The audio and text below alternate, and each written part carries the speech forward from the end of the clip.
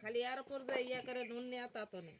আর এগুলা ব্যবসার টাকা কি আপনারা পাইকারের কাছ থেকে নেন নাকি হচ্ছে হ্যাঁ, ব্যবসার লোকদিন টাকা কি পাইকারের না নিজেরই হচ্ছে বিনিয়োগ করা? পাইকারি দেয়া লাগে। এই জায়গা তো আমরা হাতে বিক্রি করতে পারি না তো। তাই?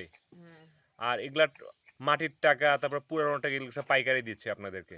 হ্যাঁ। আপনি ওই পাইকার ছাড়া কারো কাছে বিক্রি করতে পারবেন না। বিক্রি করা যাবে কিন্তু এই যে সমস্যা যাইলি আনো। এই কই থেকে যায় নিয়ে আসো?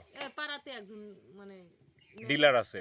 হ্যাঁ, ওকে দেওয়া লাগবে। মহাজন ওই হ্যাঁ, মহাজন। হ্যাঁ, যদি টাকা লেয় তাহলে ওকে দেয়া লাগবে। যত দাম বেশি হয় বাইরে বিক্রি করা যাবে না, ওকে দেয়া লাগবে। এটা তো একটা অসুবিধা তো। এই অসুবিধাই তো তাই এটা। না? হ্যাঁ। এগুলার দাম এখন কেমন পড়ে যে ছোটগুলা?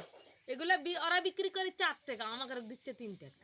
৩ টাকা। ৩ টাকা আর দিচ্ছে। আপনার বানাতে খরচ কেমন হয়?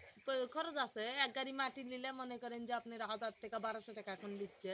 কম না তো। না, এক গাড়ি মাটি দিয়ে আবার মনে পুরাইতে খরচ আছে। পুরানো খরচ আছে, আবার আমার ১ মাস ভরা ১ মাসে ১ ভাটা কাজ করতেই পারি না। চুল্লিটা কয়দিন পুরাইতে হয় এখানে? আ চুল্লিটা কয়দিন পুরাইতে হয় যে এটা আপনার পিছনে? এটা হ্যাঁ? ২ দিন সাজায়া পুরাতে ২ দিন লাগে ২ করে। দিন লাগেই। আবার একদিনে যদি হয় তাহলে খুব কষ্ট হয়। খুব কষ্ট হয়। হ্যাঁ, কষ্ট কি হয়। পরিমাণ টাকার কাঠ লাগে? খড়ি? হ্যাঁ? না হলে এই ভাটা পুঁততে গেলে আপনার মনে করেন যে ৩,০০০ ৩,৫০০ টাকা লাগবে। লাগবেই।